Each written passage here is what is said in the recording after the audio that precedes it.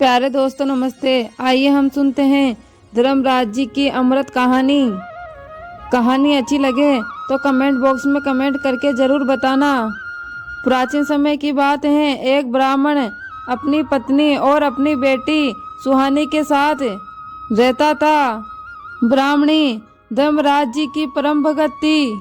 उसने धर्मराज जी की कथा कहानी कहने का नियम ले रखा था। वो रोज धर्मराज जी की कथा सुनती थी। सुहानी ने माँ को ऐसा करते हुए देखा तो उसके मन में भी धर्मराज जी के प्रति आस्था उत्पन्न हुई। उसने भी अपनी माँ से कहा, मैं भी धर्मराज जी की कथा कहने का नियम लूंगी। बेटी की यह बात सुनकर माँ बहुत खुश हुई, लेकिन उसने कहा, जब तुम बड़ी हो जाओगी तब तुम्हारा विवाह हो जाएगा और तुम्हें ससुराल जाना होगा। हो सकता है तुम अपने ससुराल इस नियम का पालन ठीक से ना कर पाए, तब तुझे धर्मराज जी का दोष लगेगा।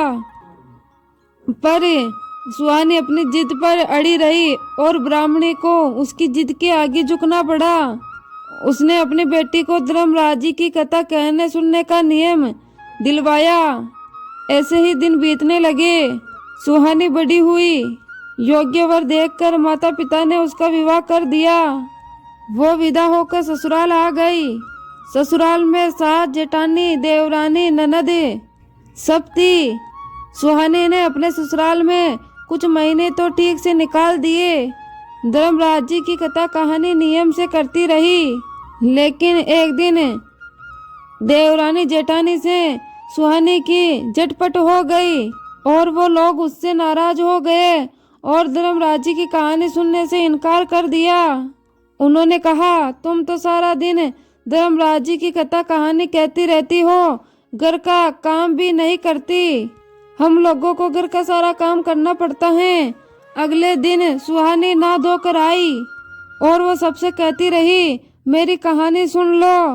मगर सबने उसकी कहानी सुनने से इनकार कर दिया और उल्टे उसी पर इल्जाम लगाने लगे कि घर के काम से बचने के लिए तुम बहाना बनाती हो। उन्होंने उसे घर का काम करने के लिए कहा। लाचार सुहानी घर के काम में हाथ बटाने लगी। इस कारण उसका कथा कहने का नियम पूरा नहीं हो पाया। इसी काम में उसने भोजन भी नहीं किया।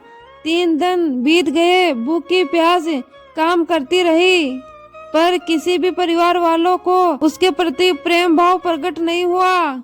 एक रात जब वो सो रही थी, तब उसके सपने में धर्मराज जी आए। उसने सुहानी से पूछा, तूने अपने नियम का पालन क्यों नहीं किया? सुहानी ने उन्हें सारी बातें बताई। धर्मराज जी ने उसे पूजा घर में जाने को कहा। सुहानी ने वैसा ही किया। पूजा घर ज्यादातर बंद ही रहता था, क्योंकि ससुराल में किसी को पूजा पाठ में रोचक नहीं था। सुहानी ने जब पूजा घर खोला तो वे हैरान हो गई। उसने देखा पीपल, पतवारी, माँ गंगा, माँ यमुना, तुलसी माता और स्वर्ग की सभी देवी देवता वहाँ विराजमान थे। अब सुहानी की प्रसन्नता का ठिकाना नहीं था। उसने सारे देवी देवताओं की पूजा की और फिर नित्य नियम से धर्मराज जी की कथा कही।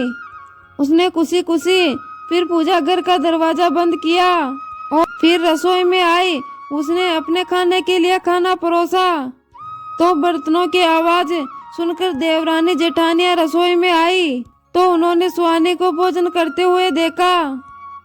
वो क्रोध से बोली, तुम्हारे नियम का क्या हुआ?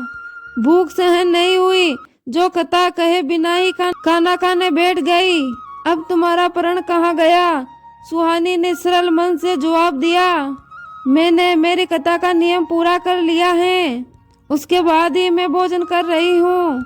उन लोगों ने कहा, हमने तो तेरी कथा नहीं सुनी, फिर तूने अपना नियम पूरा कैसे कर लिया?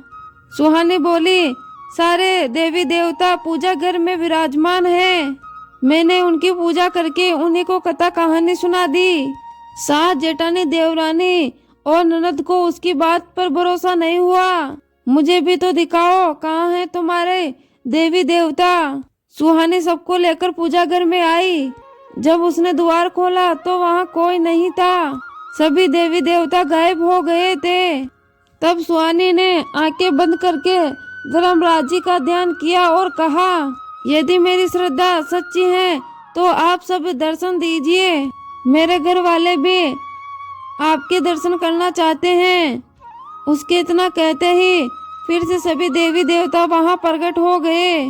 सास, देवरानी, जेठानी या ननद आश्चर्य से चकित हो गए।